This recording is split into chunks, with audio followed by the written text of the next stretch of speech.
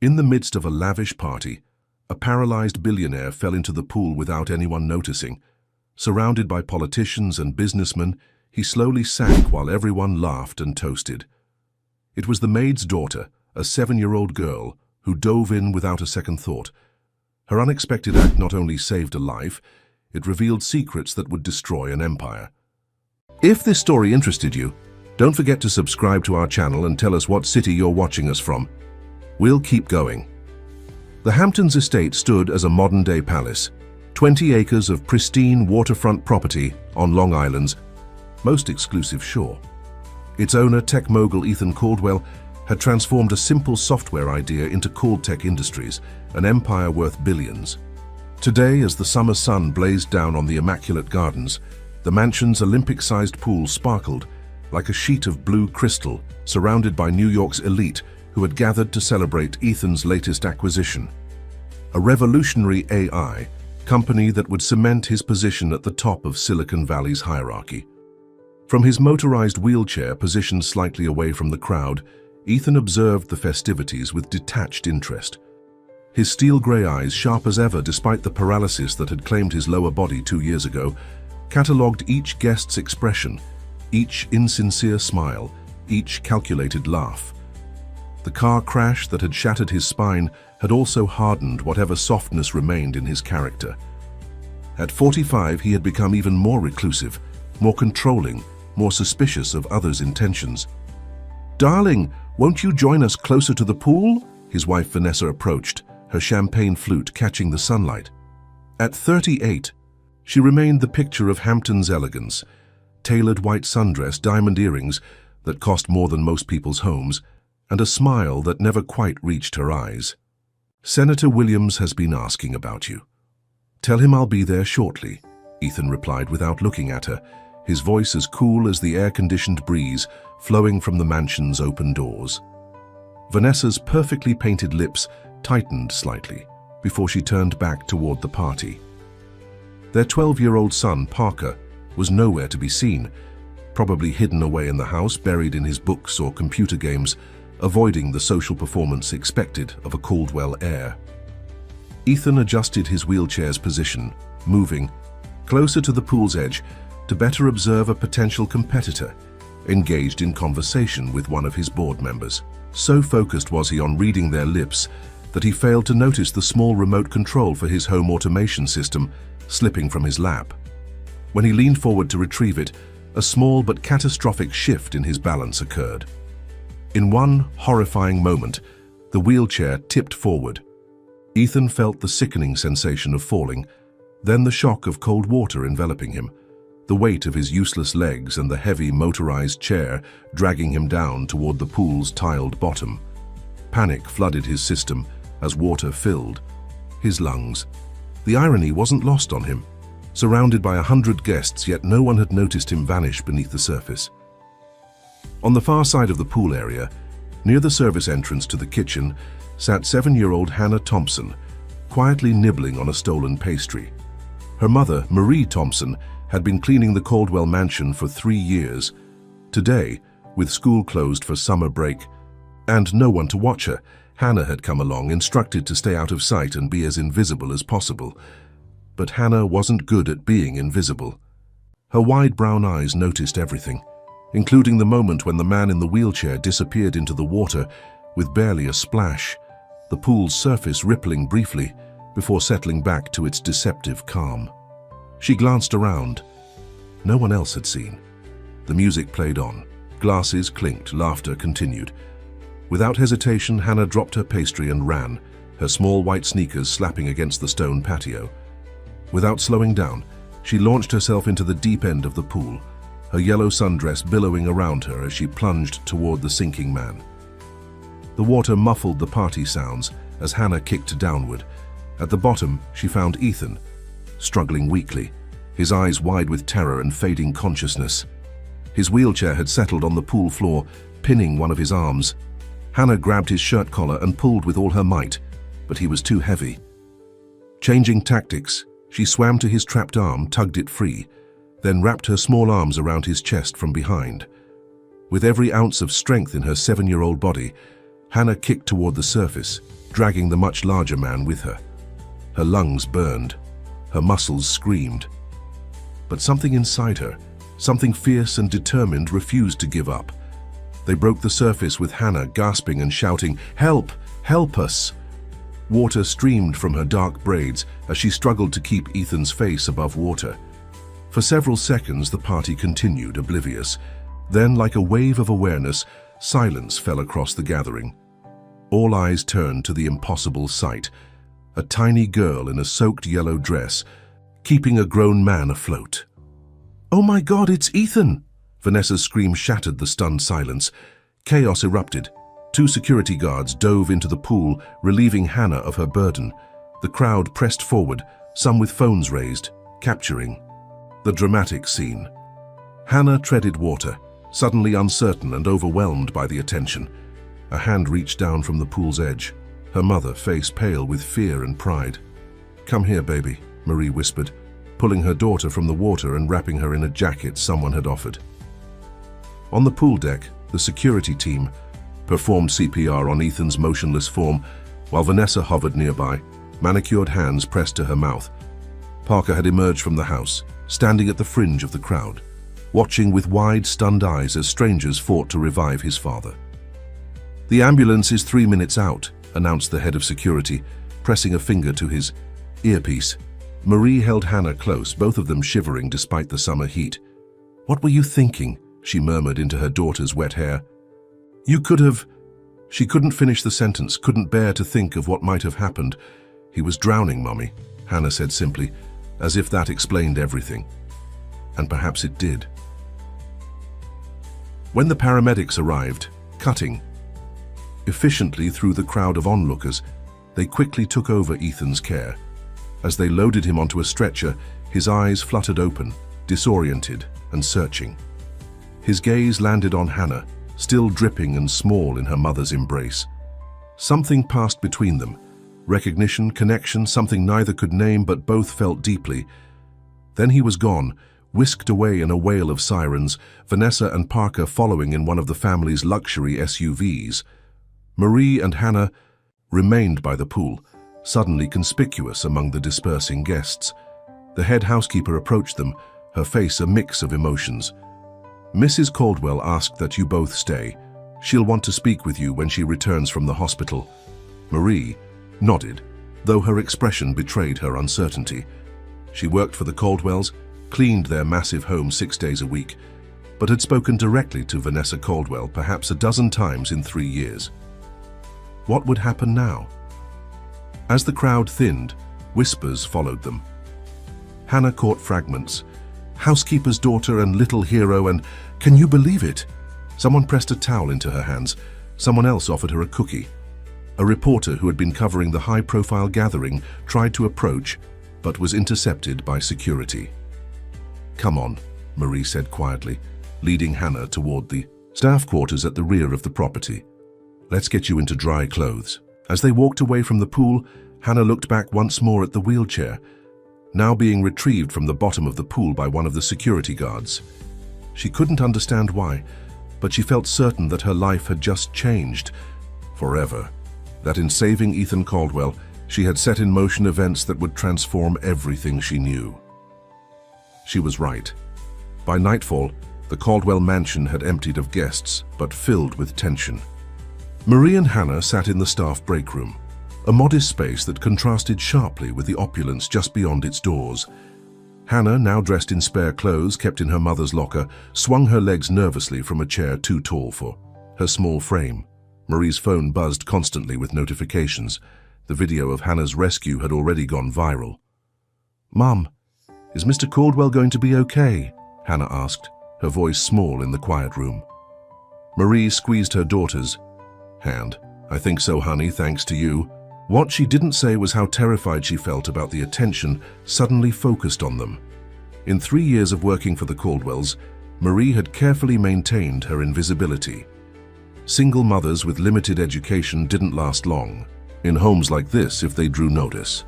The door opened and Sandra Powell, the family's executive assistant, entered. Her tailored suit showed no wrinkles despite the day's chaos, her expression professional but warmer than usual. "Miss Thompson, Hannah." Sandra nodded to each of them. Mrs. Caldwell has returned from the hospital and would like to see you both. In the main study. Marie stood, smoothing her uniform skirt reflexively. How is Mr. Caldwell? Stable, Sandra replied. The doctors are optimistic. She hesitated, then added more softly, Your daughter saved his life. They're calling it a miracle. Hannah looked up at the word miracle, her eyes wide. She'd never been called miraculous before. Sandra led them through the mansion's hushed corridors, past priceless artwork and furnishings that Hannah had been taught never to touch. The main study, Ethan's private sanctuary, was a room Marie cleaned, but where she never lingered. Its walls of dark wood paneling and leather-bound books created an atmosphere of old money, despite the cutting-edge technology hidden within its classical design. Vanessa Caldwell stood by the fireplace, her party dress exchanged for silk loungewear, a tumbler of amber liquid in her hand. Parker sat in an armchair in the corner, his attention fixed on a tablet, though his eyes flicked up when they entered, studying Hannah with undisguised curiosity. Marie.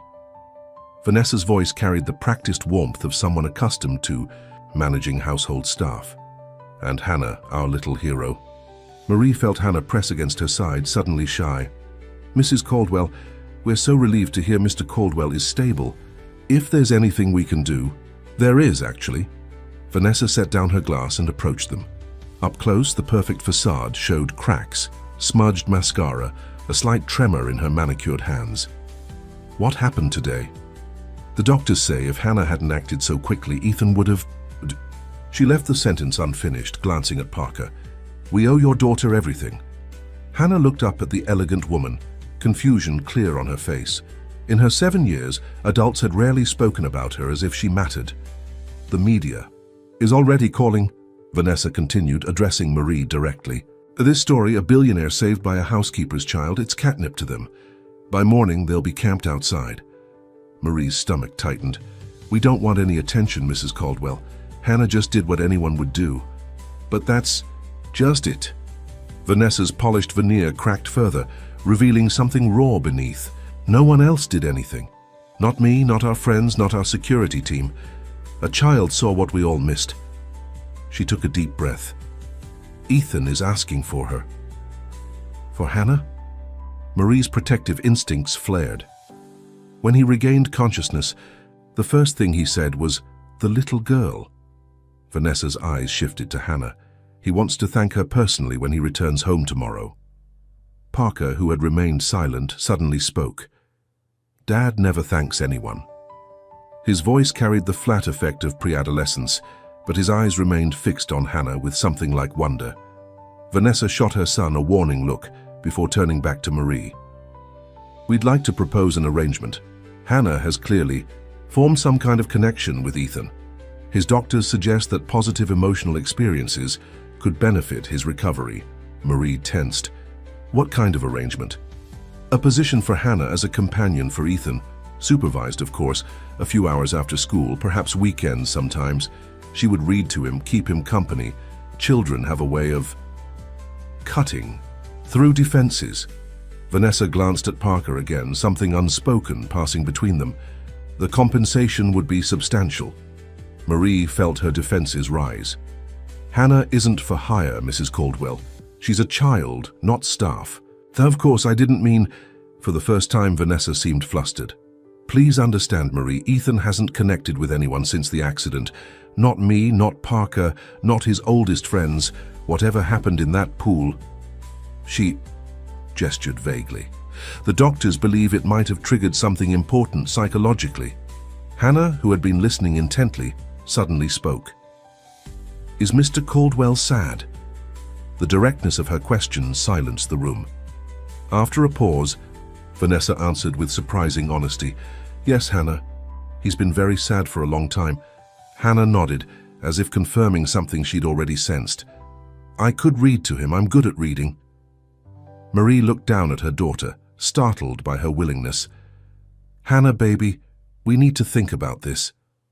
There would be additional considerations, Vanessa pressed on. A confidentiality agreement, the media attention, and it could be harmful to everyone involved if not managed properly. Ethan values his privacy above all else. Understanding dawned on Marie. This wasn't just about Hannah's connection to Ethan, it was about controlling the narrative. A 7-year-old hero made for better headlines than a billionaire whose entire social circle had failed to notice him, drowning. "We need time to consider," Marie said firmly. Vanessa nodded, retrieving an envelope from the desk. "Of course. This contains our offer, including compensation. Please review it."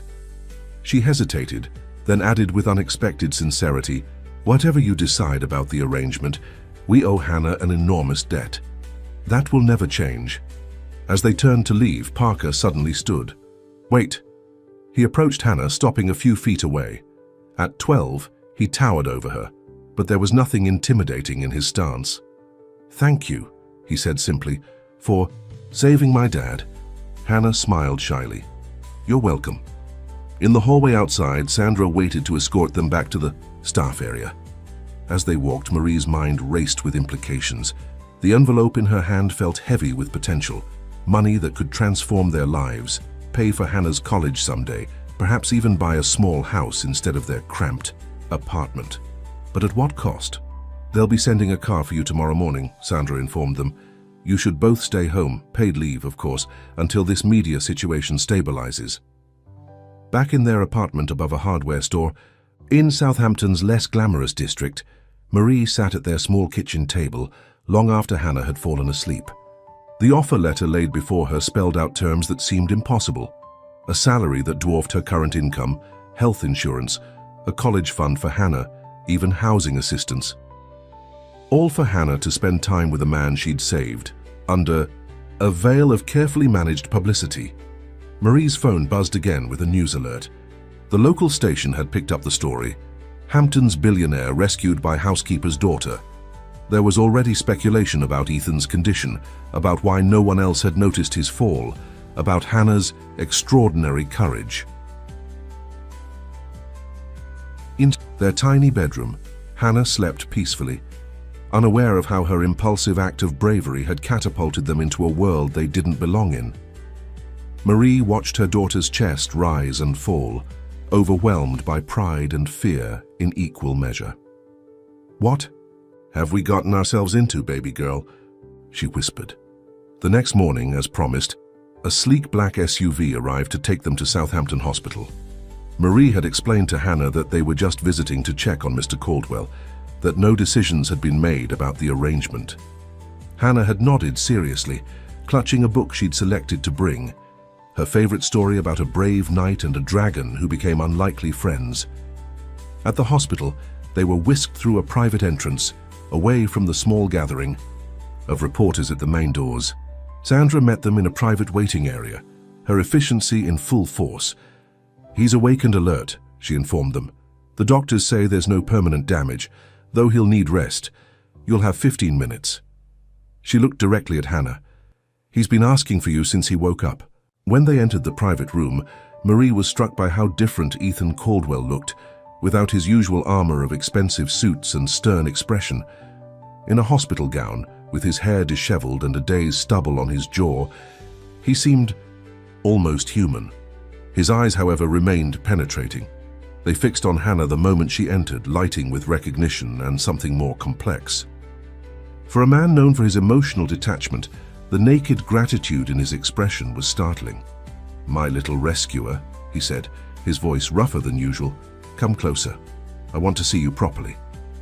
Hannah approached the bed without fear, the book clutched to her chest. "I brought you a story, Mr. Caldwell," she said, "for when you feel better." As Ethan looked from the child to the book she offered, something shifted in the room, a connection forming that would change both their lives in ways none of them could possibly imagine. 3 weeks later, the Caldwell mansion had settled into a new routine. After much deliberation, Marie had accepted a modified version of Vanessa's offer. Hannah would visit Ethan 3 afternoons a week after school, always with Marie nearby. The media frenzy had dimmed to a low simmer, managed by the Caldwells' expert PR team, who had released a carefully crafted statement and a single photograph of Hannah and Ethan together, her beaming, him with the hint of a smile that had surprised even Vanessa. On this particular Wednesday afternoon, Hannah sat, in Ethan's sunlit home office, perched on a specially purchased chair that brought her to the perfect height for their shared activities. She was reading aloud from The Secret Garden, her small finger tracing under each word, occasionally stumbling over the more difficult Victorian English. When Mary Lennox was sent to Misselthwaite Manor to live with her uncle, everybody said she was the most disagreeable-looking child ever seen, Hannah pronounced carefully. She looked up at Ethan. What does disagreeable mean? Ethan, seated in his wheelchair by the window, turned from the garden view to consider her. It means unpleasant, someone people don't enjoy being around. Hannah nodded thoughtfully. Like you were before. 3 weeks ago, such directness might have offended him. Now Ethan merely raised an eyebrow. Was I disagreeable? Mom said you never smiled and everyone was scared to talk to you. Hannah shrugged. But I think you were just sad. In the corner of the room, Marie looked up from her tablet, mortified. Hannah, that's not... I never said... But Ethan held up a hand, actually chuckling. It's all right, Marie. Your daughter's honesty is refreshing. He focused back on Hannah. You're right, I was sad and angry. Sometimes I still am. Hannah closed the book, marking their place with a rainbow bookmark. Because you can't walk anymore? Or because people treat you different now? Marie inhaled sharply, but Ethan's expression remained open. In these weeks of Hannah's visits, Marie had witnessed a transformation in the tech mogul. With her daughter, he spoke more freely than he did with anyone else, including his own family. Both, he admitted. And because I lost something I didn't know was important until it was gone. What's that? Hannah leaned forward, genuinely curious. Ethan considered his answer carefully. Control, perhaps. Or the illusion of it. He glanced at Marie, then back to Hannah. Before my accident, I believed I could control everything in my life if I just worked hard enough, planned well enough. Now I know better. Hannah thought about this. Like when you fell in the pool. You couldn't control that. Exactly like that. Something flickered across Ethan's face. Vulnerability, perhaps. But you could. You controlled what happened next. From the doorway came a new voice. Is that why you're so obsessed with her? Because she gave you back some control? Parker stood there, backpack slung over one shoulder, school uniform slightly rumpled. His relationship with his father had always been complicated, but since the pool incident, it had grown more strained. The boy watched his father's interactions with Hannah with a mixture of fascination and resentment. Parker, Ethan's voice cooled slightly. I didn't hear you come in. Obviously. The boy's eyes shifted to Hannah. There was no malice in his gaze, just confused hurt. Mom says dinner's at 7. She's having some board members over. Without waiting for a response, he disappeared down the hallway. Hannah looked after him, brow furrowed. He doesn't like me. That's not true, Ethan said quickly. Parker is complicated. He's had a difficult time since my accident. Marie stood, sensing the shift in atmosphere. We should probably wrap up for today, Hannah. Mr. Caldwell needs to prepare for his dinner. Hannah nodded, but as she gathered her things, Ethan reached out, touching her arm lightly. Would you do something for me, Hannah? Would you try to be friends with Parker?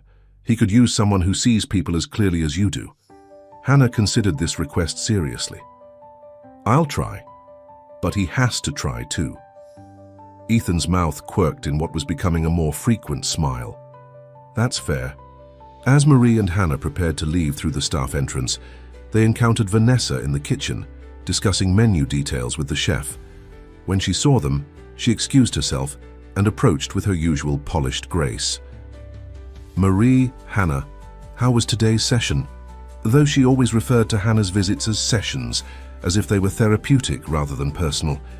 Very good, Mrs. Caldwell, Marie replied formally. Though the woman signed her paychecks, Marie had never felt comfortable in her presence. There was something calculating behind Vanessa's carefully maintained facade. Wonderful, Vanessa smiled at Hannah. You know, the Horizon Children's Charity Gala is next weekend. The board thought it might be nice to honor Hannah there, Young Hero of the Year, or something similar. It would be excellent publicity. Marie stiffened. I'm not sure that would be appropriate. We agreed Hannah wouldn't be paraded for publicity. Vanessa's smile didn't waver, but her eyes hardened slightly. Of course, I understand your concerns, but this is a prestigious event, Marie. Governor Matthews will be there, celebrities, CEOs. It could open doors for Hannah's future. Before Marie could respond, Hannah spoke up. Will Parker be there? The question seemed to catch Vanessa off guard. Parker? Well, yes, he usually attends family events. Then I'll go, Hannah decided. I promised Mr. Caldwell I'd try to be friends with Parker. Vanessa looked bemused, glancing between Hannah and Marie. Well, that's settled then. Sandra will be in touch about appropriate attire. With a nod, she returned to the chef, already refocused on the evening's dinner preparations. Outside in the late summer sunshine, Marie took Hannah's hand as they walked toward the bus stop that would take them back to their apartment. Since accepting the Caldwell's arrangement, Marie had reduced her cleaning shifts, but insisted on maintaining some normalcy in their lives, including taking public transportation when not officially on duty for Hannah's visits. Hannah, Marie, began carefully. You know you don't have to do everything Mr. Caldwell asks, right? If you don't want to go to that fancy party, or if you don't want to be friends with Parker, that's okay. Hannah kicked at a stone on the sidewalk. I know, but I think Parker is lonely. He doesn't have any friends who come over, and he's always by himself, like I used to be before Lily and Emma started sitting with me at lunch. Marie squeezed her daughter's hand, heart swelling, with pride at her empathy. Since the rescue, Hannah had gained a certain confidence at school. Being known as the girl who saved a billionaire had transformed her social standing. Marie worried about this newfound popularity. What would happen when the story faded from memory? Besides, Hannah continued, I think Mr. Caldwell gets sad when Parker doesn't want to be near him. Maybe if Parker and I are friends, he'll want to be around his dad more. Such wisdom from her little girl. Marie wondered not for the first time what she'd done to deserve such a child. That evening, as Hannah slept, Marie received an unexpected call. The screen displayed Jason Bennett, a name she hadn't seen in months. Jason was a reporter for the Southampton Press who had been investigating the Caldwell empire for years. Before Hannah's heroics, he had occasionally contacted Marie as a potential source. She had always refused to speak with him, fearing for her job. After a moment's hesitation, she answered, This isn't a good time, Jason. It never is, came the easy reply. But I think you'll want to hear what I have to say. His voice lowered. That pool incident? I don't think it was an accident. Marie's blood chilled. What are you talking about? Sources inside Caldtech suggest Ethan has been making enemies. That revolutionary AI acquisition they were celebrating? There are ethical concerns, patent disputes. Some are suggesting the whole drowning incident was a sympathy play, a distraction from questions about their business practices. That's absurd, Marie said, but uncertainty crept into her voice. I was there. I saw Hannah pull him out. I'm not questioning that your daughter saved him, Jason clarified. I'm questioning whether he needed saving at all, or if he engineered the whole thing. Engineered falling into a pool? He's paralyzed, Jason. He nearly died. Did he? Or was that what we were meant to think? There was a rustling of papers on his end. Look, I'm not saying I have all the answers, but the timing is suspicious. Right when the tech blogs were starting to ask tough questions about this acquisition, suddenly Ethan Caldwell is the sympathetic figure in a near tragedy, saved by an adorable 7-year-old. Marie's mind raced. Could it be possible? She remembered Ethan's face in the hospital, the genuine connection he seemed to have formed with Hannah. No, it couldn't have been fake. I have to go, she said firmly. Marie, wait, there's more. That confidentiality agreement you signed, I had a lawyer friend look it over. It's unusually restrictive, even by billionaire standards. Whatever they're hiding, she ended the call, hands shaking slightly. Jason had always been something of a conspiracy theorist when it came to the ultra-wealthy, seeing schemes and plots where there might simply be ordinary human behavior. Still, his words had planted a seed of doubt. The next afternoon, Hannah's visit with Ethan took a surprising turn when Parker unexpectedly joined them in the garden. The boy brought his tablet, sitting silently nearby while Hannah and Ethan discussed her school project on butterflies.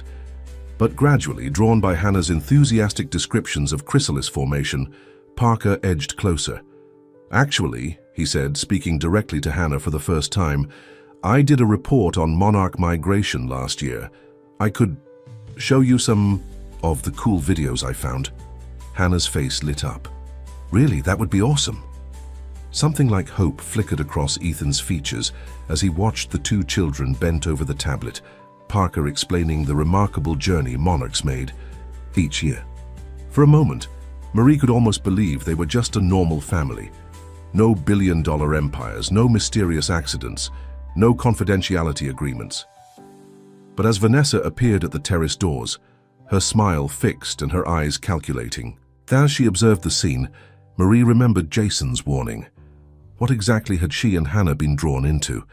And what would it cost them in the end? The Horizon Children's Charity Gala transformed the Southampton Yacht Club into a shimmering wonderland of white lights and blue hydrangeas.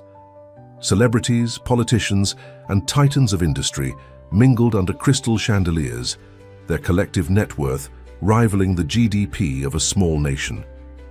In this rarefied atmosphere, Hannah stood beside Marie, both feeling distinctly out of place, despite their carefully selected attire. Hannah's dress, a pale blue confection with layers of tulle, had been delivered to their apartment that morning, along with a more subdued navy cocktail dress for Marie. A note from Sandra had explained that these were gifts, not loans, but Marie couldn't help feeling that accepting them somehow deepened their obligation to the Caldwells. "Remember," Marie whispered to Hannah as they followed a tuxedoed usher to their assigned table, "you don't have to make any speeches if you don't want to. Mrs. Caldwell said they'd understand if you're too shy." Hannah nodded, wide eyes taking in the glittering scene. "I'm not scared," she said, though she gripped her mother's hand tightly. "I just don't understand why everyone wants to make such a big deal about it. I just did what anyone would do." But that was precisely it. No one else had done what Hannah did. That reality had haunted Marie ever since Jason's disturbing phone call. If Ethan's fall had been staged, why had no one else been positioned to save him? Why leave it to chance that a 7-year-old would react with such extraordinary courage? They reached their table, positioned prominently near the stage. To Marie's surprise, they weren't seated with the Caldwells, who occupied the central table with various dignitaries. Instead, their table companions included the head of pediatrics from Southampton Hospital, 2 board members from the children's charity, and, Marie's heart sank slightly, Jason Bennett, press badge prominently displayed on his tuxedo lapel. "Ms. Thompson." Jason stood, pulling out a chair for her with a smile that held just a hint of triumph. "What a pleasure to see you again." "Mr. Bennett," Marie kept her voice neutral as she helped Hannah into her seat. "I didn't realize you covered charity events." "I cover interesting stories wherever they happen," he replied smoothly, his gaze shifting to Hannah. "And you, Miss Thompson, are definitely an interesting story. I'm Jason. I write for the newspaper." Hannah smiled politely. "Nice to meet you. Are you going to write about tonight?" "Among other things." His eyes returned to Marie meaningfully. "I like to make sure I get the whole story, not just the parts some people want told." Marie was saved from responding by the arrival of the Caldwells at their own table. Ethan, in a perfectly tailored tuxedo that disguised the wheelchair as much as possible, entered first. Vanessa followed, resplendent in a designer gown, her diamonds catching the light. Parker trailed behind them, looking uncomfortable in his formal wear but marginally less sullen than usual. When the boy spotted Hannah, something shifted in his expression. He whispered something to his mother, who frowned slightly before nodding. A moment later, Parker approached their table. "Hi, Hannah." He shifted awkwardly from foot to foot. "Do you want to come see the boats? They have the yacht club doors open to the docks, and you can see all the big boats lit up." Hannah looked to Marie, who hesitated only briefly before nodding. "Stay where I can see you from the windows," she cautioned. As the children moved away, Jason leaned closer to Marie. Interesting development. The Caldwell heir and the housekeeper's daughter becoming friends. They're just kids, Marie said firmly. Nothing is just anything in that family. Jason sipped his champagne. Did you know that Ethan Caldwell was on the verge of losing control of his company before the accident? Marie stilled. What do you mean? Board pressure. Questions about his leadership since the car crash. Rumors of erratic behavior. Decisions that didn't make sense. Jason's voice was low, meant only for her. Then suddenly, he has this miraculous survival story. Public sympathy surges. The board backs off. That doesn't mean... And now this. Jason nodded toward the stage, where Vanessa was conferring with the event organizer, using your daughter as the cute face of their family's redemption story. Classic misdirection. Marie's retort died on her lips as Ethan's wheelchair suddenly appeared beside their table. She hadn't noticed him approach. Mr. Bennett. Ethan's voice was cold. I wasn't aware you were on the guest list. Jason smiled thinly. Last-minute press credential. Your wife's PR team approved it. Something dangerous flashed in Ethan's eyes, but his expression remained controlled. Marie, would you mind if I borrowed you for a moment? There's something I'd like to discuss regarding Hannah's upcoming schedule.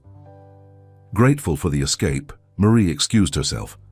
As Ethan led her toward a quieter corner of the ballroom, she glanced anxiously toward the windows, where she could see Hannah and Parker examining a display model of a racing yacht.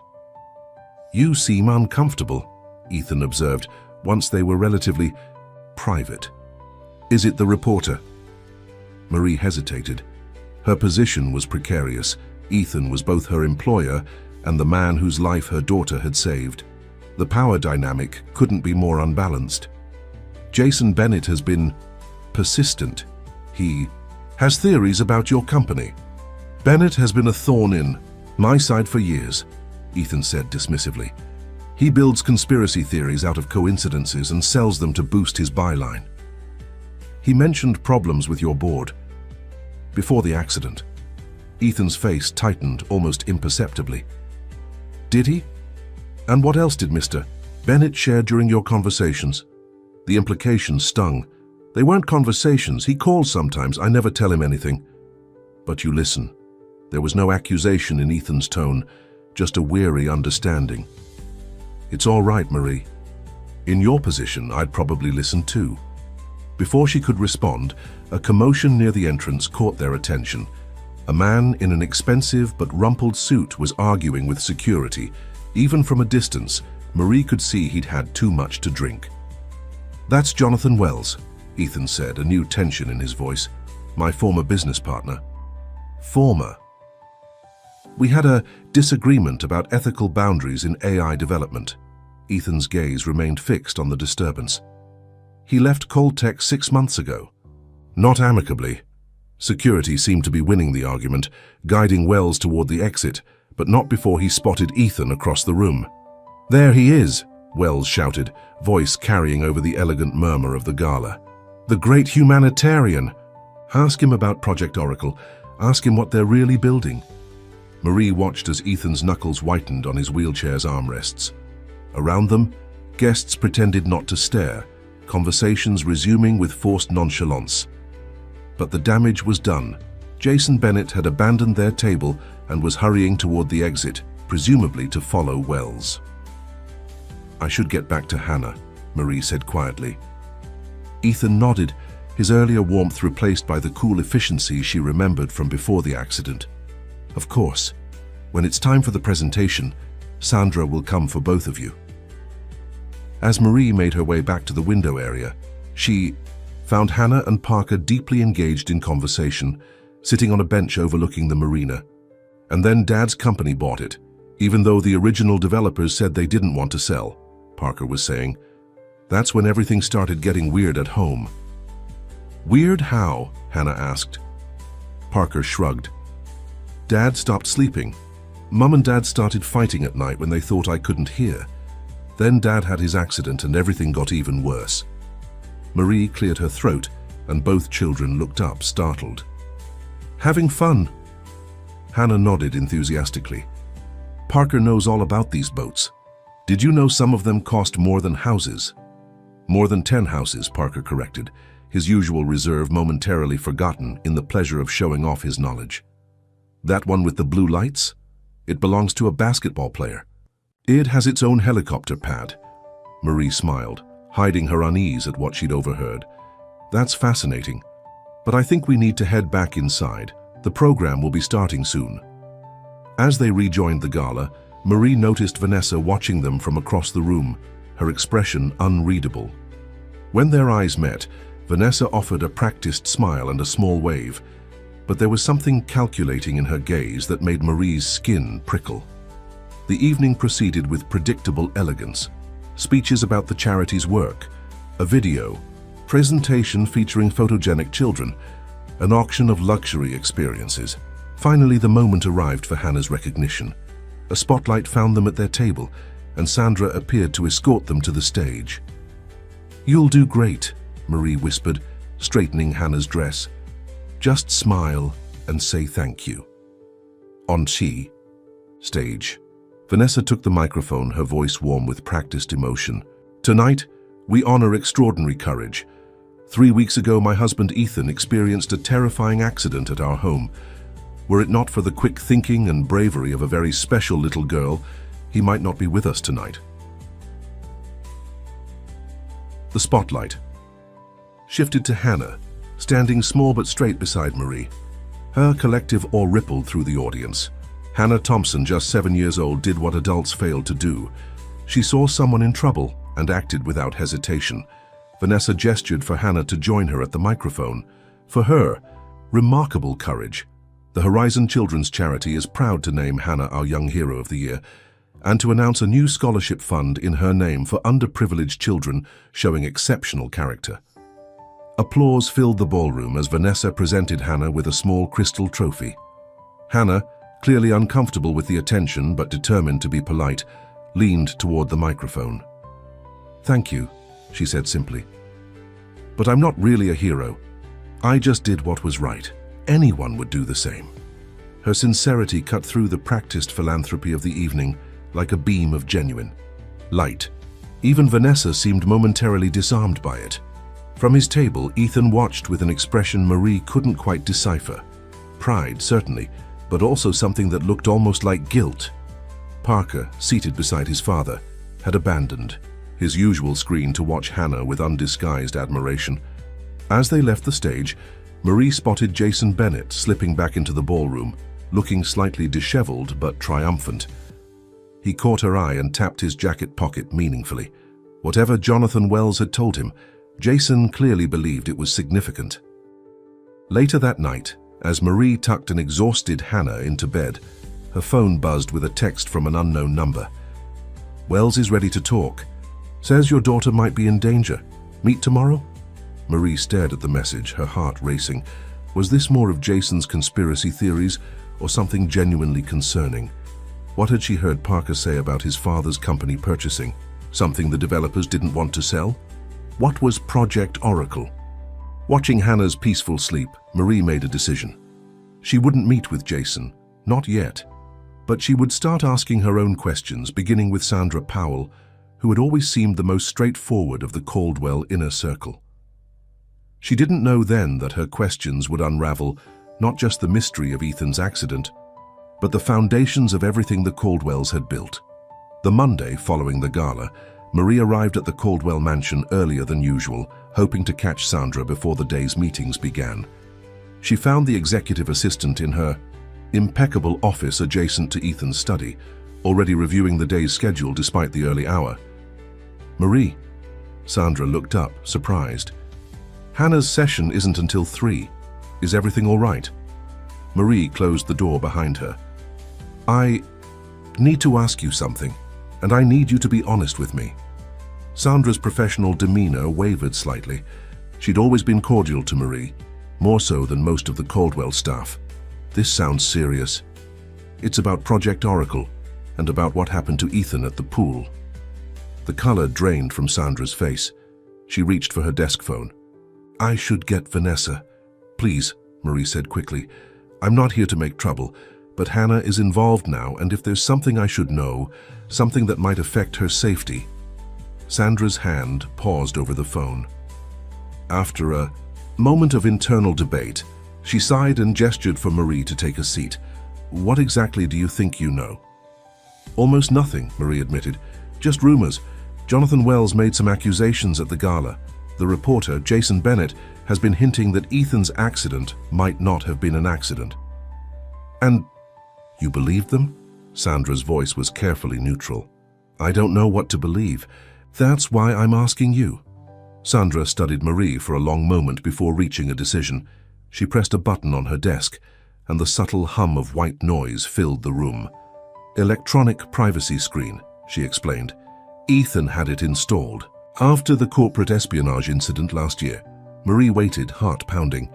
Project Oracle was an artificial intelligence initiative, Sandra began. Beyond cutting edge, not just predictive algorithms, but something approaching genuine cognition.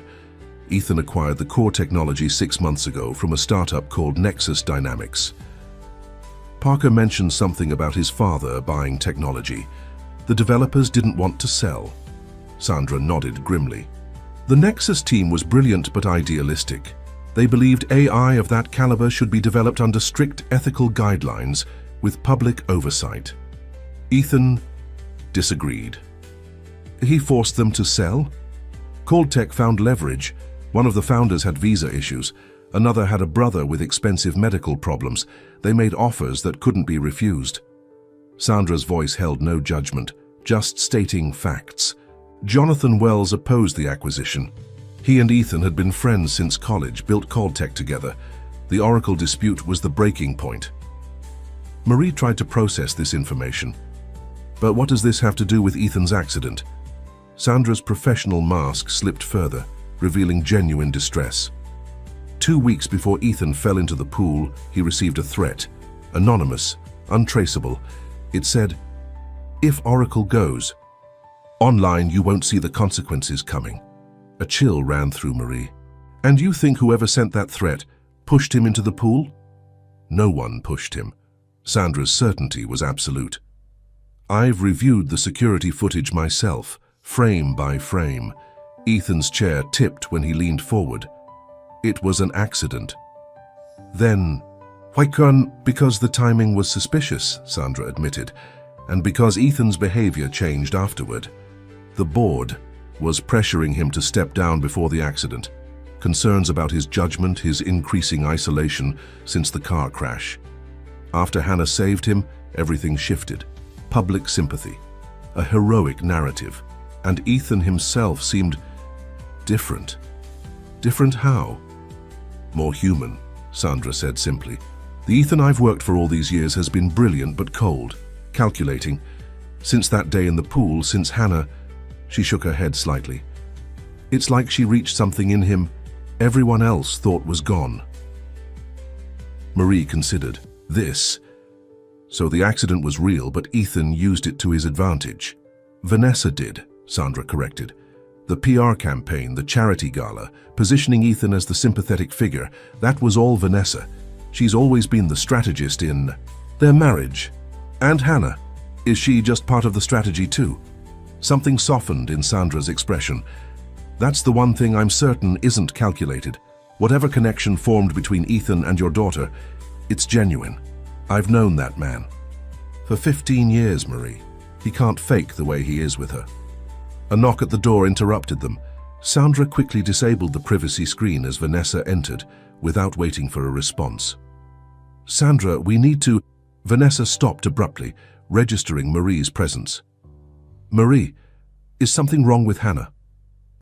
Just confirming some schedule. Changes, Sandra interjected smoothly.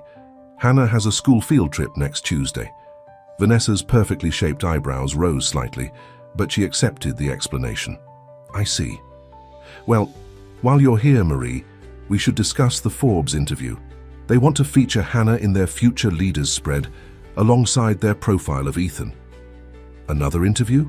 Marie couldn't keep the weariness from her voice. We agreed Hannah's involvement would be limited. This is limited, Vanessa countered. One tasteful photo shoot, a few quotes about courage and perseverance. The narrative practically writes itself. She smiled, but it didn't reach her eyes. Think of the doors this will open for Hannah's future. Before Marie could respond, the mansion's security system activated with a harsh electronic tone. Sandra immediately reached for her tablet, eyes widening at what she saw. "It's Wells," she said to Vanessa. "He's at the gate with federal agents. They have a warrant." The composed mask Vanessa wore slipped for just a second, revealing something like fear before she regained control. "Stall them. I need to speak with Ethan." She strode from the room without another word. Sandra was already on the phone, presumably executing Vanessa's orders. Marie stood, uncertain what to do when her own phone buzzed. A text from Jason. "Feds raiding Coldtech HQ right now. Wells turned whistleblower. Get Hannah and get out." Marie's blood ran cold. "I have to go," she said to Sandra, who barely acknowledged her as she dealt with the unfolding crisis. In the main hallway, Marie nearly collided with Parker, who was supposed to be at school. The boy looked frightened. "They're saying Dad's in trouble," he blurted. "Mom's yelling at him in the study." "Parker, where's Hannah?" Marie asked urgently. "In the garden with Melissa," he said, referring to one of the housekeepers. "They're looking at butterflies." Marie headed for the garden doors, but Parker caught her arm. "Is my dad bad?" he asked, his voice small. "Wells was on the news this morning. He said Dad stole Oracle and was going to use it for something terrible." Yeah. Naked fear in the boy's eyes made Marie pause. Whatever was happening, Parker was an innocent caught in the middle, just like Hannah. "I don't know, Parker, but I do know your dad loves you very much." "He doesn't act like it," Parker said bitterly. Not until Hannah. He talks to her, he listens to her, he never listens to me." Marie made a split-second decision. "Come with me. Let's find Hannah together." They found Hannah and Melissa by the butterfly garden, blissfully unaware of the chaos unfolding. Marie explained they needed to leave immediately, making up a story about a dentist appointment. As they headed for the side gate that would allow them to exit without passing the main entrance, where the federal agents were presumably arriving, Marie's phone rang, Ethan's private number. She hesitated, then answered. "Mr. Caldwell." "Marie." His voice was tight. "I assume you're aware of what's happening." "Only pieces. Hannah and I are leaving now." There was a pause. "Parker is missing from his room. Is he with you?" Marie glanced at the boy walking beside Hannah. "Yes, he found me inside." Another pause, longer this time. "Good, that's good. Keep them both with you. There are going to be unpleasant scenes here, things they shouldn't witness." "Mr. Caldwell, what's happening? Is Hannah in any danger?" "No." His response was immediate and firm. "Whatever else happens today, I promise you that. But Marie, take them to your apartment. Stay there until you hear from me or Sandra." "Are you in trouble?" She couldn't help asking. Ethan's laugh was humorless. "That depends on your definition of trouble. The technology we developed, it's complicated. The ethical questions, the potential applications, Wells doesn't understand what he's doing." In the background, Marie could hear Vanessa's voice, sharp with urgency. "Ethan's..." Next words came quickly. "I have to go, just keep them safe, and Marie, thank you. For everything." The line went dead. Marie stared at her phone, a sense of foreboding washing over her. Whatever was happening at the Caldwell mansion was beyond her understanding, but one thing was clear: she needed to protect Hannah. And now, it seemed Parker as well. At their small apartment, the children settled at the kitchen table with snacks while Marie tried to make sense of the situation. News alerts kept buzzing on her phone. Federal agents raid Coldtech headquarters. AI ethics violation allegations hit tech giant. Whistleblower claims Coldtech's Oracle project violated national security protocols. "Mom." Hannah appeared beside her, eyes wide with concern. "Is Mr. Caldwell going to be okay?" Marie put her phone down, forcing a reassuring smile. "I'm sure everything will work out, sweetie." "Parker's scared," Hannah whispered. "He thinks his dad is going to jail." Marie glanced at the boy, who was pretending to be absorbed in a game on his tablet, though his rigid posture betrayed his anxiety.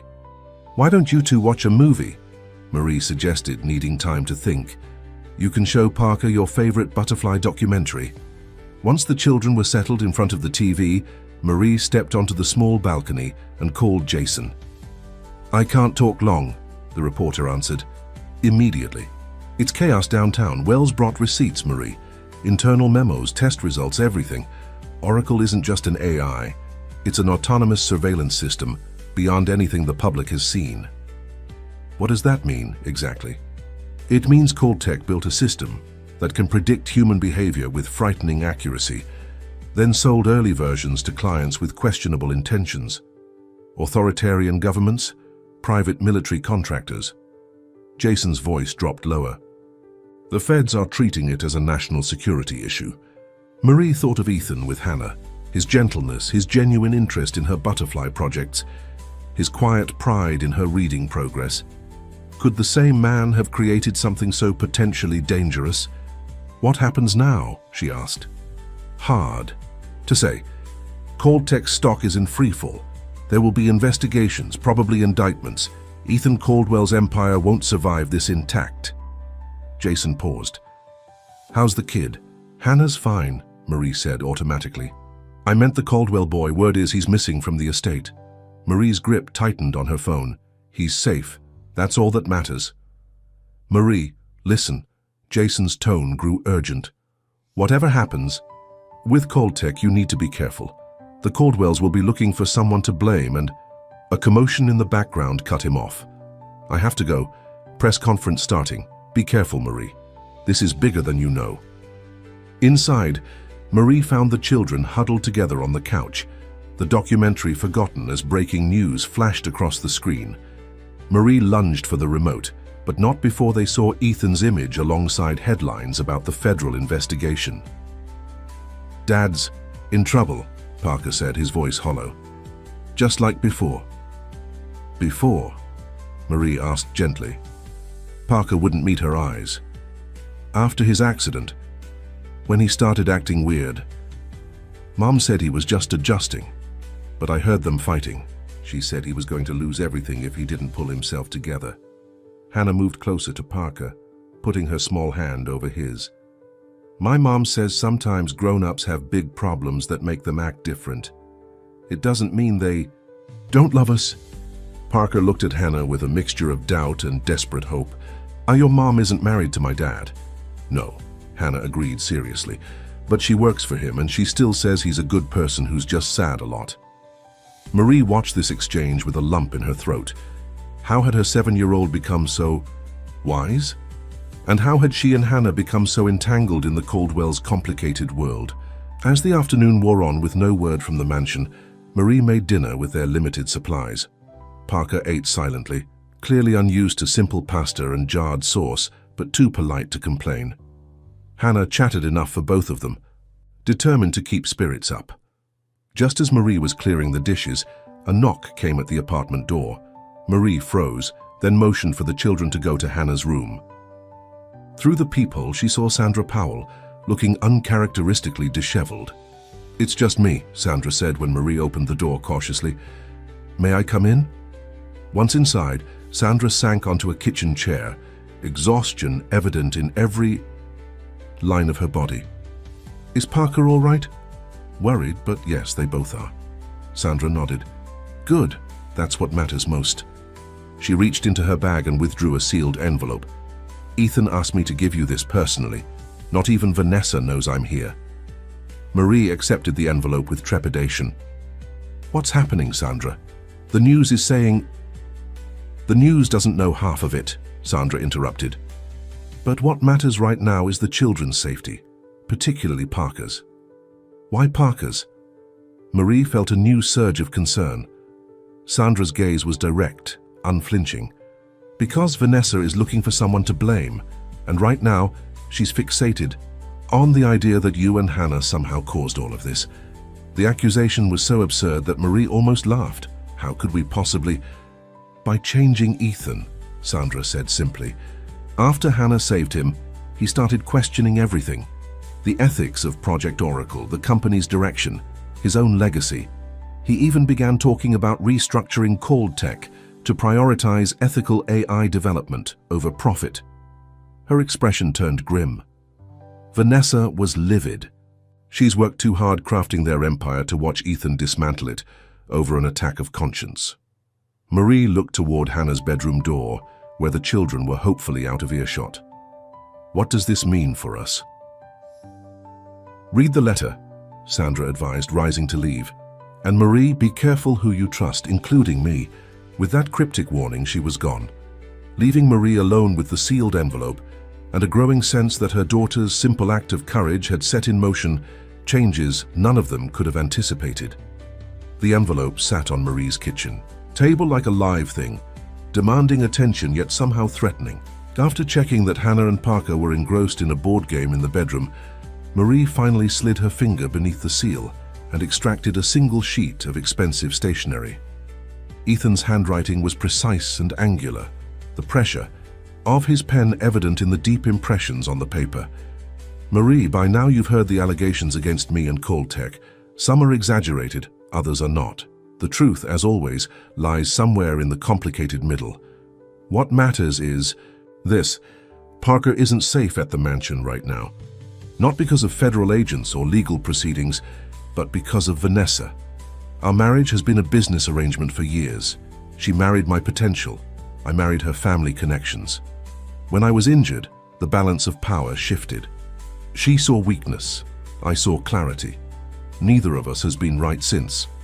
Project Oracle began as something revolutionary, an AI system that could predict natural disasters, disease outbreaks, market fluctuations. But Vanessa saw its darker applications. She was the one who pushed for the government contracts, the security applications. I allowed it because it was easier than fighting her, because I had retreated into my own isolation after the accident. Then, Hannah pulled me from that pool, and something broke open inside me. I saw myself through her eyes, not as a powerful titan of industry, but as a man in need of saving, a man who could be better than he had been. I began dismantling the more ethically questionable aspects of Oracle. Vanessa was furious.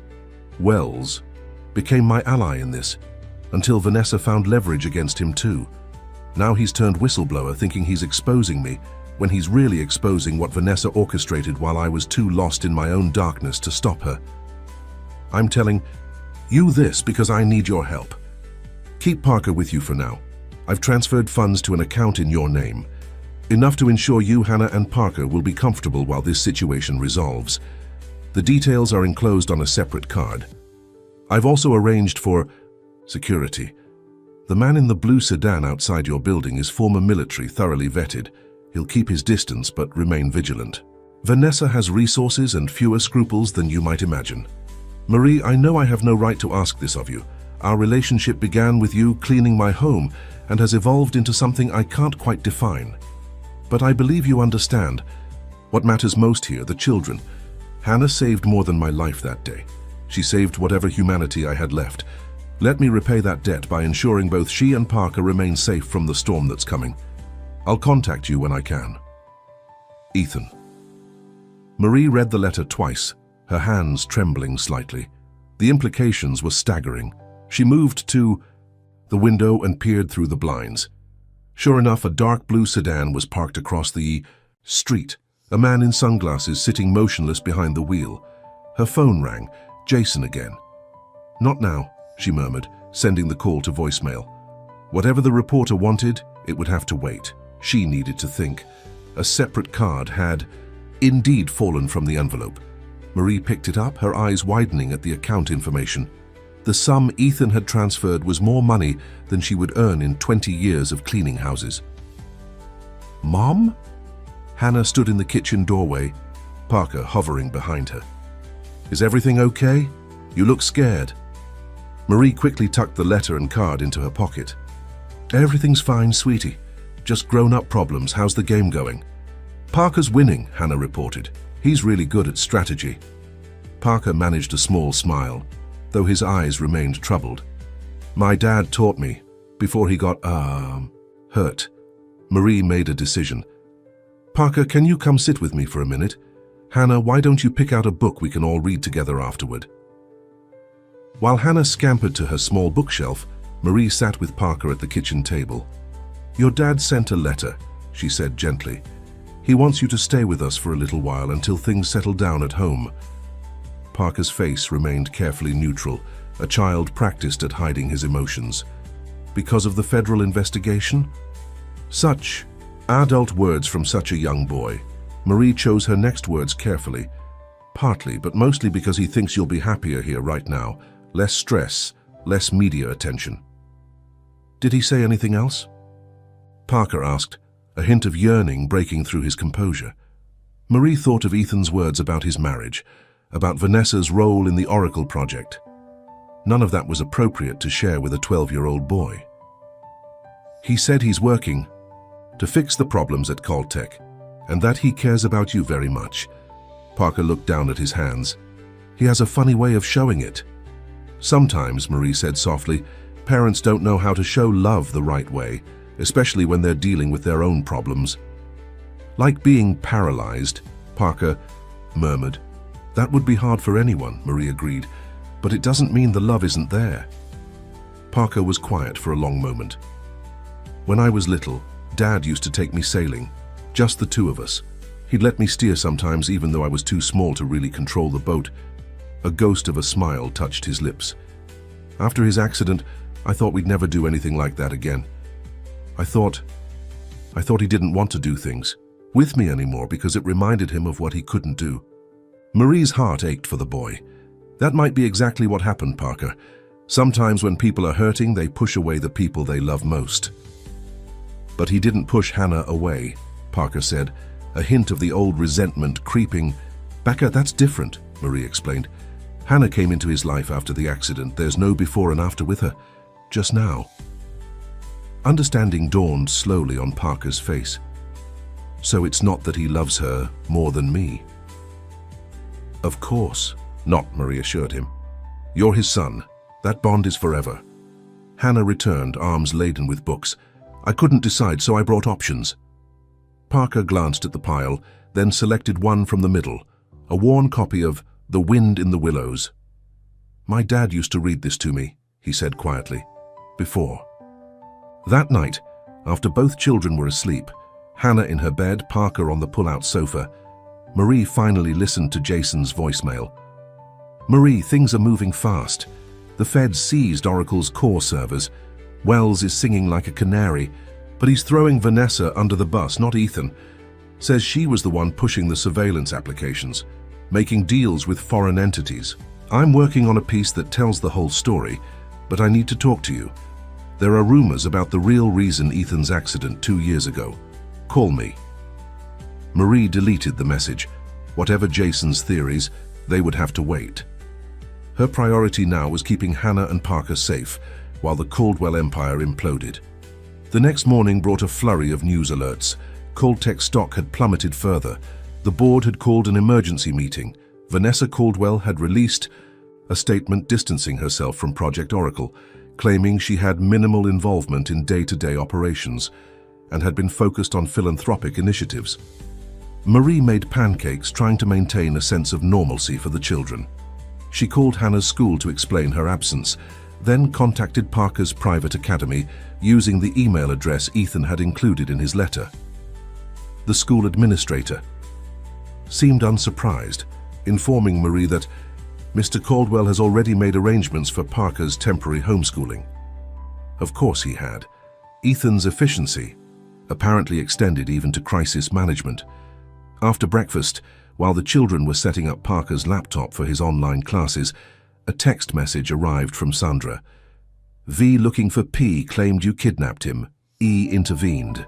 Stay alert. Marie's blood ran cold. Kidnapping? The accusation was absurd, but given the Caldwell's resources and connections, potentially devastating. Another text followed quickly. E moved to secure location. Legal team handling everything. We'll update when possible. Marie sent Hannah and Parker to work on their respective schoolwork, then paced the small apartment, feeling trapped. The blue sedan remained outside, its driver occasionally scanning the street but otherwise motionless. Protection or surveillance?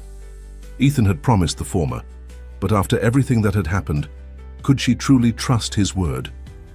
Her phone rang, a Southampton number she didn't recognize. "Hello," she answered cautiously.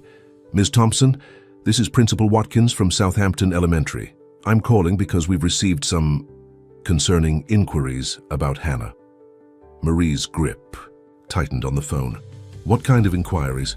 "A woman claiming to be Hannah's godmother called requesting information about her attendance and asking if anyone had picked her up from school. When our secretary explained we couldn't release that information, she became quite insistent, said it was a family emergency." "Hannah doesn't have a godmother," Marie said, her voice steady despite her rising alarm. "That's what seemed odd. We have you listed as the only authorized contact." The principal paused. "Given your connection to the current situation with the Caldwell family, I wanted to check in directly. News traveled fast in Southampton. Hannah is home with me today, she's fine. But thank you for calling, and please don't release any information about her to anyone." "Of course not," Principal Watkins assured her. "We take student privacy very seriously." After ending the call, Marie checked the windows again. The blue sedan was still there, but now a black SUV with tinted windows had parked further down the street. Her instincts screamed danger. She texted Sandra. "Someone pretending to be Hannah's godmother contacted her school. Black SUV watching." The apartment now. The response came immediately. "Get out, safe house ready, 1460 Harborview Lane. Code for gate 7729. Go now." Marie moved with calm efficiency born of necessity. "Hannah, Parker, we need to leave, field trip. Pack only what you absolutely need." To their credit, both children responded to the urgency in her voice without question. Within 10 minutes, they had essential clothes and belongings in backpacks. Marie grabbed Ethan's letter, her identification, and Hannah's favorite stuffed animal, a plush butterfly Ethan had given her after learning about her fascination with them. The apartment had only one exit, but the building had a service stairwell that led to a back alley. Marie had never used it, but she'd noted it when they moved in, a single mother's instinct for escape routes. "We're going on an adventure," she told the children as they descended the narrow stairs, "like in the books we read. But we have to be very quiet and follow directions exactly." Hannah nodded solemnly, holding Parker's hand. The boy looked frightened but resolute, squeezing Hannah's fingers as if drawing strength from her certainty. In the alley, Marie hesitated. They couldn't take her car, it would be too obvious. Public transportation seemed too exposed. She was contemplating their limited options when a weathered pickup truck turned into the alley, stopping a few yards away. The window rolled down, revealing Sandra Powell, her usual polished appearance replaced by jeans and a plain t-shirt, her hair pulled back in a simple ponytail. "Get in," she called softly. "Quickly." Marie hesitated only a moment before ushering the children into the truck's back seat. As she climbed into the passenger side, she gave Sandra a questioning look. "My brother's truck," Sandra explained, already pulling away. "Less conspicuous than anything connected to the Caldwells. I've been watching the apartment since dawn." "What's happening, Sandra?" The executive assistant's eyes remained fixed on the road as she navigated through back streets, clearly avoiding main thoroughfares. "Vanessa has filed for emergency custody of Parker, claiming Ethan is mentally unfit and you've been manipulating him through Hannah. It's nonsense, but with her connections, the filing is being fast-tracked." "That's insane," Marie protested. "Ethan asked me to keep Parker safe. I have his letter, which a good lawyer will claim he wrote under duress or during a mental health crisis." Sandra took a sharp turn, checking the rearview mirror. "Ethan anticipated this, that's why we have the safe house ready." In the back seat, Parker spoke up. "Is my mom trying to take me away?" Sandra's eyes met his in the rearview mirror. "Your parents are having a disagreement about what's best for you right now. Until they sort it out, your dad wants you somewhere neutral and safe. With Hannah and Ms. Thompson, Parker clarified, as if confirming something important to himself. Yes, Sandra confirmed, with people who care about you. Hannah, who had been listening intently, put her arm around Parker's shoulders. It's okay. My mum takes care of everyone, and I'll be right here. As they drove toward the eastern edge of Southampton, away from the exclusive coastal estates and toward the more modest waterfront properties near the working harbour, Marie struggled to make sense of the rapid deterioration of the situation. Just weeks ago, her biggest concern had been making rent while saving for Hannah's future. Now they were fleeing to a safe house, caught in the implosion of a billionaire's empire and marriage. Almost there, Sandra announced as they turned onto Harbourview Lane, a quiet street of small but well-maintained cottages overlooking the commercial docks. She stopped before a pale blue house set back from the road, partially hidden by mature oak trees. Their keep had secured the gate in a privacy fence. As they approached the house, Marie noticed small security cameras positioned discreetly around the property. The safe house might look modest, but its security was clearly sophisticated. Inside, the cottage was simply furnished but comfortable. Coastal decor, open floor plan, 3 bedrooms visible down a short hallway. There smelled of fresh paint and new textiles, as if it had been recently prepared. This belongs to Ethan personally, Sandra explained. Not Coldtech, not the family trust. Vanessa doesn't know about it. He bought it after the accident when he was considering different futures. Different how? Marie asked. Sandra's expression softened. Simpler, away from the empire he'd built. I think the accident made him question everything, but he didn't have the courage to act on those questions until Hannah pulled him from that pool. She glanced at her watch. I need to get back before my absence is noticed. There's food in the kitchen, secure tablets for the children's schoolwork, and a burner phone in the drawer by the sink. I'll be the only one who contacts that number. As Sandra prepared to leave, Parker suddenly spoke up. Is my dad okay? For the first time, uncertainty flickered across Sandra's composed features. Your dad is very strong, Parker, and very smart. He's working to fix things so you can all be safe. It wasn't quite an answer, and Parker was perceptive enough to notice, but he nodded, accepting what she could offer. When Sandra was gone, Marie locked the door and drew the blinds. Hannah. And Parker explored the cottage with cautious curiosity, while Marie tried to process their new reality. She found herself standing before a window that faced the harbor, watching fishing boats return with the day's catch, their ordinary routines continuing while her world had been turned upside down. On the refrigerator, held by a simple magnet, she found another note in Ethan's distinctive handwriting. If you're reading this, things have escalated as I feared. I'm sorry to have drawn you into this chaos, but grateful you're here to protect what matters most. There are truths about Oracle I haven't shared with anyone. Truths that could change everything. Stay here until you hear from me or Sandra directly. Trust no one else. E. Marie removed the note, folding it carefully and placing it with his letter in her pocket. Whatever truths Ethan was hiding, whatever game Vanessa was playing, one thing was clear. Hannah and Parker had become central pieces on a dangerous chessboard, and Marie was their only protection. From the living room came the sound of children's laughter, Hannah teaching Parker a clapping game she'd learned at school. The normalcy of it amid such extraordinary circumstances brought tears to Marie's eyes. We'll be okay, she whispered to herself, a promise she intended to keep at any cost. We'll all be okay. But as night fell over the harbor, bringing with it a thick fog that obscured the lights of the distant boats, Marie couldn't shake the feeling that they were merely in the eye of the storm, and that the worst was yet to come. 3 days passed in the harbor cottage, a strange bubble of calm amid the chaos unfolding in the outside world. Marie maintained as much normalcy as possible. Meals at regular times, schoolwork in the mornings, games and reading in the afternoons. Both children adapted with remarkable resilience, though Parker checked the news obsessively on his tablet when he thought Marie wasn't looking. The headlines grew more dramatic by the day. Coldtech board votes to suspend Ethan Caldwell. Oracle project faces. Congressional inquiry. Vanessa Caldwell claims husband mentally unstable since accident. Most concerning was the most recent.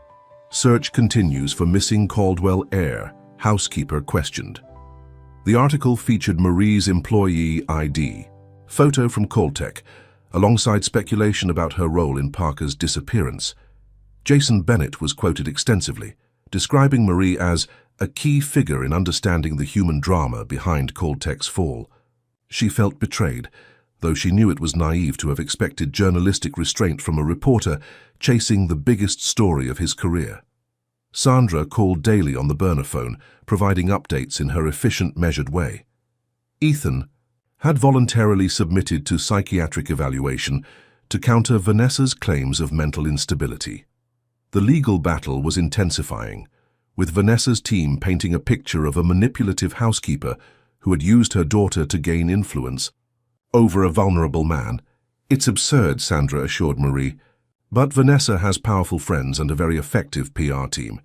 She's fighting for control of Caltech now, positioning herself as the victim who was kept in the dark about Oracle's more questionable applications. And Ethan? What's he fighting for? Marie asked. A pause. Redemption, I think. And Parker. On the fourth morning, Marie woke before dawn to the sound of the burner phone vibrating. Sandra's voice was tense, urgent. Turn on the news. Channel 8. Now. Marie fumbled for the remote, keeping the volume low to avoid waking the children. The screen filled with a press conference outside Caltech headquarters. Ethan sat in his wheelchair at a table lined with microphones, looking exhausted, but composed. Beside him sat Jonathan Wells, the former partner who had started the whistleblowing. The Chiron read, Breaking Caldwell and Wells reveal Oracle truth. Must take full responsibility, Ethan was saying, his voice steady. While it's true that certain applications of Oracle were developed without my direct involvement, I remained CEO. The ethical failures are ultimately mine. Wells leaned toward his microphone. What Mr. Caldwell isn't saying is that he's been working for months to dismantle the more problematic aspects of Oracle. After his pool accident, he experienced what his doctors describe as a profound shift. In perspective, he began questioning the very technology he'd helped create. A reporter shouted from the crowd, Is it true Oracle was sold to foreign governments for surveillance purposes? Ethan nodded grimly. Certain components were licensed. Yes, those contracts have now been terminated, at significant financial cost to Caltech. But the core of Oracle, the truly revolutionary aspect that could help predict natural disasters, disease outbreaks, climate events, that remains intact and will be placed under independent ethical oversight. Another shout, Mr. Caldwell, your wife has claimed you're mentally unfit since your accident. How do you respond? Something flashed in Ethan's eyes, pain, perhaps, or anger quickly controlled. The accident changed me, yes. Nearly drowning a second time and being saved by a child's courage changed me further. If questioning the ethics of my life's work makes me unfit in some eyes, so be it. But multiple psychiatric evaluations have confirmed my mental competence. Wells spoke again, his tone measured. I came forward because I believed the public deserved the truth about Oracle, but Ethan Caldwell deserves the truth as well. He was deliberately kept in the dark about certain applications while recovering from his accident. Those who managed those projects knew he would object. The camera cut to a reporter. Are you referring to Vanessa Caldwell? Before Wells could answer, Ethan raised a hand. My wife and I have different visions for Caltech's future. That's now a matter for our board, our shareholders, and yes, our divorce attorneys. But my immediate concern is my son, Parker, who has been portrayed as missing or kidnapped. My son is safe. He is with people I trust implicitly, away from the media circus and legal battles that no child should witness. Marie's breath caught. The camera lingered on Ethan's face as he continued, now speaking directly to the camera. To those caring for my son, thank you. Your compassion and courage continue to teach me what truly matters. Parker, if you're watching, I love you. More than any company, any invention, any legacy. I'm fighting to become the father you deserve. The broadcast cut to stunned anchors in the studio, but Marie had heard enough. She turned off the television just as Hannah appeared in the doorway, rubbing sleep from her eyes. Was that Mr. Caldwell? On TV, she asked. Yes, sweetie, he was talking about Parker. Is Parker in trouble? Marie shook her head. No, but his parents are having a very grown-up disagreement about what's best for him. Hannah considered this, like when my friend Zoe's parents got divorced and fought about where she would live. Something like that, Marie acknowledged, always surprised by her daughter's perceptiveness. Parker should get to choose, Hannah said firmly. He's old enough. From behind Hannah, Parker's voice came quietly. I want to stay with my dad, but not in the mansion, not with all the lawyers and reporters and everyone watching us all the time. Marie turned to find the boy standing in the hallway, tablet in hand. His expression was solemn, but there was a new certainty in his eyes. I saw Dad on the news just now. He looked different, like he meant what he said. I think he did, Marie said gently. Parker nodded. When can we go home? The question hung in the air, complicated by the fact that home had become an uncertain concept for all of them. Before Marie could formulate a response, the burner phone rang again. We've had a development, Sandra said without preamble. Vanessa has agreed to a temporary truce, joint legal custody, with Parker staying primarily with Ethan. She's backing off the accusations against you, Marie. Why the sudden change? Marie asked, suspicious. Jonathan Wells had more evidence than anyone realized. Emails directly from Vanessa to certain clients, bypassing proper channels, promising oracle capabilities that went far beyond ethical boundaries. He held them back initially, hoping to resolve things without destroying her completely, but when she began targeting you and Hannah in the press, Sandra trailed off meaningfully. So she's backing down to protect herself. Precisely. There's more, though. The psychiatric evaluations revealed something unexpected about Ethan's accident 2 years ago, the car crash that paralyzed him. Marie waited, her pulse quickening. It wasn't an accident, Sandra said quietly. It was a suicide attempt. After years of driving himself relentlessly, sacrificing everything for Caltech's success, he crashed that car deliberately. He's authorized me to tell you this because he wants you to understand why Hannah's act of saving him was so profound. It wasn't just that she saved his life in that pool, she made him want to live it. Marie sank into a chair, overwhelmed. Everything suddenly made more sense. Ethan's isolation after the accident, his profound connection with Hannah, his determination to change despite Vanessa's resistance. What happens now? Marie asked. Ethan would like to see Parker and Hannah, too, if that's all right with you. He's at the Southampton Medical Center for some follow-up treatments related to the pool incident. The press doesn't know he's there. They think he's still at Caltech headquarters. It would be a private meeting, completely secure. Marie looked at the children, now sitting together at the cottage's small dining table, sharing a tablet as they researched butterflies for Hannah's postponed school project. Their unlikely friendship, forged in extraordinary circumstances, had become something precious to them both. We'll come, she decided. 2 hours later, they were escorted through a service entrance at Southampton Medical Center and up to a private wing. Sandra led them to a sunlit room where Ethan sat by the window, not in his usual high-tech wheelchair, but in a simpler hospital model. He looked thinner, tired, but his eyes brightened immediately when they entered. Parker, he breathed, opening his arms. The boy hesitated only a moment before crossing the room and allowing his father to embrace him. Dad, are you okay? Really okay? I'm getting there, Ethan said honestly. With help. He looked over Parker's shoulder at Hannah, who hung back shyly beside Marie. Hello, my little rescuer.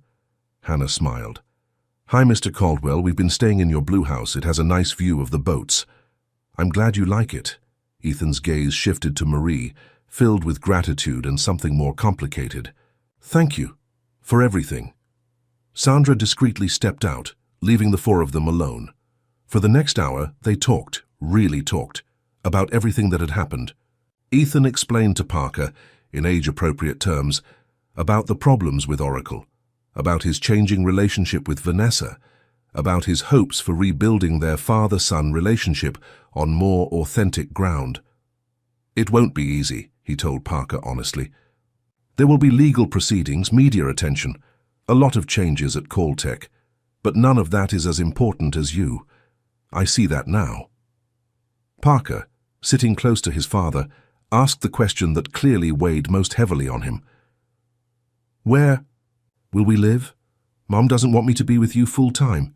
She told me so before everything happened. Ethan sighed. Your mother loves you, Parker, in her way. We're working on an arrangement that will give you stability while allowing you time with both of us. But I was hoping, he glanced at Marie, I was hoping we might start with the Harbour Cottage. It's peaceful there, away from everything. We could heal. Marie understood what he was really asking, not just for a place to stay with Parker, but for her and Hannah to remain part of their lives. The realization was both frightening and exhilarating. The cottage is nice, Hannah piped up, oblivious to the undercurrents, but it only has 3 bedrooms. Where would everybody sleep? The innocent question broke the tension, bringing smiles to all their faces. We'll figure it out, Marie assured her, one step at a time. Later, as the children explored the hospital's small garden under Sandra's watchful eye, Ethan and Marie finally had a moment alone. I should have told you everything. From the beginning, he said quietly. About the accident, about Vanessa, about Oracle. I thought I was protecting you and Hannah, but really I was afraid. Afraid you'd see me differently if you knew the truth. And how should I see you? Marie asked, genuinely curious. Ethan considered the question carefully. As a flawed man, trying to be better, as someone who built something remarkable and then had to face its darker potential, as a father who failed his son but is fighting to make amends. He paused, his gaze direct and vulnerable. As someone who was drowning long before he fell into that pool, and who was saved not just by a child's bravery, but by her capacity to see the person worth saving. Marie felt tears prick her eyes. Hannah has always seen people that way. It's her gift. She gets it from you, Ethan said softly.